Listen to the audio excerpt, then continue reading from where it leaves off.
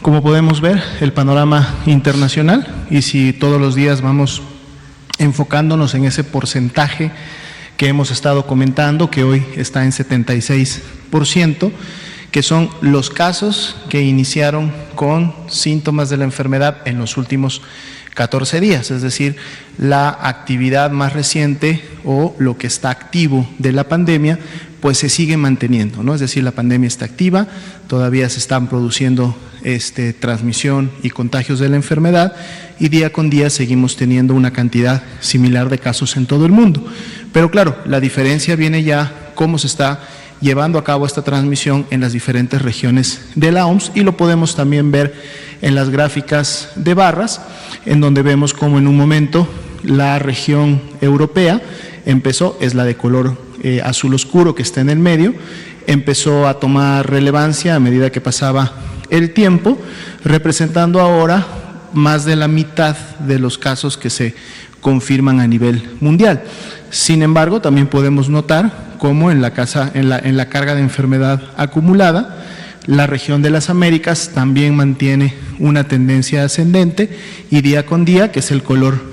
rojo oscuro que está abajo, también empieza a haber un incremento. De hecho, el día de hoy ya superó el 40% de la carga de enfermedad en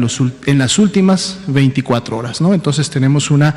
pandemia en evolución, que a su vez son epidemias en los países en donde se están presentando. En la siguiente diapositiva podemos ver la actualización de nuestra carga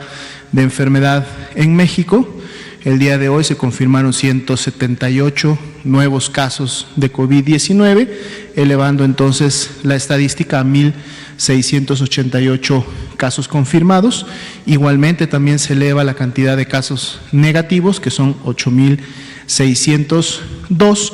y se tuvo también lamentablemente el deceso de 10 personas, teniendo ahora la cantidad de defunciones en 60. 15.688 son las personas que hasta el momento han sido estudiadas y que precisamente están distribuidas en las diferentes cuadros o números de salida. El mapa de la República Mexicana, si vamos haciendo memoria de los últimos días, prácticamente se mantiene similar en relación a la carga de enfermedad por estado. Sin embargo, en la siguiente diapositiva podemos ver un poco mejor cómo se marcan estas diferencias de lo que es la carga de enfermedad como tal, resaltando lógicamente la Ciudad de México, pero recordando también que precisamente en los no solo estados, sino localidades, alcaldías, ciudades, en donde tengamos una mayor carga poblacional, es decir, concentración de personas, es donde vamos también a estar esperando que tengamos más número de casos. Pero si vemos contrastada, ya lo decíamos, esta carga poblacional, que sería la siguiente diapositiva, es decir, si sacamos una tasa de incidencia por cada 100.000 habitantes, pues entonces tenemos una distribución que nos permite ahora sí hacer una comparación de, en su momento, esta carga o cómo se está presentando la epidemia en los diferentes estados de la República. Y si bien es cierto, Ciudad de México continuaría en un momento con esta mayor carga, ya la diferencia por tasa de incidencia acumulada varía en los diferentes estados, como ustedes lo pueden ver. En la siguiente diapositiva veremos la distribución por edad. También, como pueden ver, se ha mantenido prácticamente en una tendencia similar, en donde la mayor cantidad de casos son nuestros adultos jóvenes. También hay una afectación importante en los mayores de 65 años y se mantiene un predominio del 58% en hombres. En la siguiente diapositiva vemos esta misma distribución por grupo de edad, pero reflejada en relación a la proporción de personas que han tenido que ser hospitalizadas, es decir, que desarrollaron una enfermedad ya no leve, sino que en su momento presentó algún signo de alarma, por lo tanto tuvo que ser ingresada a un segundo nivel de atención. Y vemos cómo el color amarillo, que es el que representa a las personas que tuvieron esta condición, es decir, que tuvieron que ser hospitalizadas, día con día va incrementándose en función también del incremento de la edad en años de la persona, teniendo inclusive un incremento importante o bastante mucho más evidente en aquellos que son mayores de 65 años. La siguiente, por favor. Aquí vemos ahora el análisis de las 60 lamentables defunciones que han ocurrido, a comparación de la distribución por grupo de edad que veíamos en los casos confirmados. Aquí sí las defunciones es más evidente aún de que se concentran en grupos de edad más avanzados. Podemos ver la mayor carga o barras de estos grupos poblacionales precisamente en las edades arriba de 60. La distribución sigue siendo similar, si recordamos las presentaciones anteriores, en donde hay un predominio de un 86% en hombres. En la siguiente diapositiva podemos notar la distribución por estado, de cómo han estado ocurriendo estas defunciones. Igual recordemos que si hay una mayor carga de enfermedad, es decir, número de casos en un estado, entonces las proporciones que ya conocemos que se dan de casos graves y en su momento de pacientes críticos, también se incrementa en estas localidades. Por eso no sería de llamar la atención que en los estados con mayores concentraciones poblacionales y con mayor cantidad de casos confirmados es también donde podemos observar una carga importante de defunciones. En la siguiente diapositiva podemos ver nuevamente la distribución de cómo se ha comportado la comorbilidad o la presencia de estos factores de riesgo, y es importante utilizar esta información precisamente para, durante esta Jornada Nacional de Sana Distancia, hacer un llamado a la población. Si usted es una persona mayor de 60 años de edad, si usted es una persona con diabetes, con hipertensión,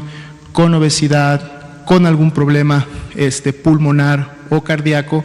se los invita a quedarse en casa. Quedarse en casa significa generar una protección en estos momentos en donde la epidemia está iniciando su incremento en relación a la carga de enfermedad y por lo tanto el riesgo de que usted, si no se queda en casa, se pueda contagiar en un ambiente comunitario. Y por eso es importante atender las medidas de esta Jornada Nacional de Sana Distancia que al menos se han emitido hasta el 30 de este mes. En la siguiente diapositiva, esta es una diapositiva nueva que queríamos también mostrarle, es precisamente el porcentaje de positividad. ¿Qué es el porcentaje de positividad? De todas las personas que en un momento son clasificadas como casos sospechosos, es decir, una persona que presentó a lo mejor tos con fiebre, o a lo mejor presentó tos y dolor de cabeza, o presentó fiebre y dolor de cabeza, presentó algunas de estos 3 signos o síntomas, al menos 2 de ellos, y además cualquier otro signo o síntoma característico de una infección respiratoria aguda, se clasifica como caso sospechoso.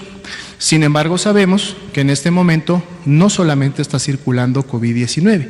de hecho estamos todavía a 4 semanas de que termine la temporada de influenza y además sabemos que en el periodo